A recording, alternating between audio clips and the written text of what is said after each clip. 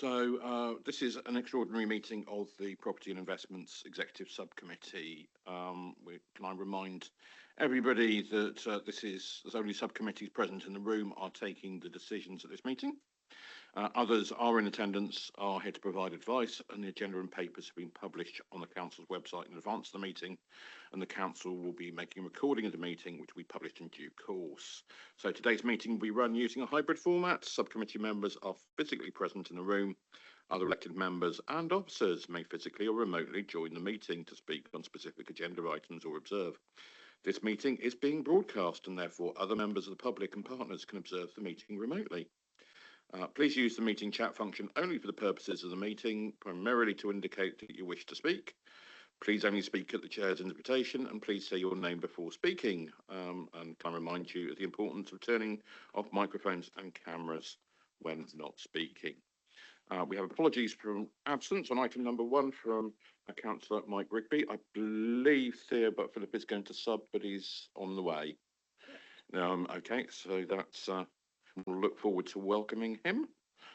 Are there any declarations of interest on item 2? And do we have any public questions? No public questions. No member questions either? No member questions. Okay, so the forward plan for this committee. Has anybody got any comments or questions on the forward plan? Alan. Thank you, Chair. Just to point out that we will need to add an item to the forward plan around effectively the forward plan of programme sales for the year ahead.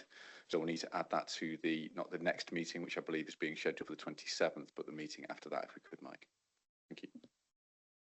Thank you kindly. And so we move on to items 5 and 6. With item 5, if we need at any point to go into private and confidential session, can I remind members that we will need to go into pass resolution and so do. Then I'll be asking members online to confirm that they are alone and can't be overheard. Okay, so if we move on to item 5 and sorry, I think we're going to have to go in private because it's all about Appendix A and B, and they're all confidential. Indeed. I'm going to go to Brendan and say, are you able to say anything in public session? No, as Sarah has pointed out, it's all confidential, so we will need to go into a confidential session.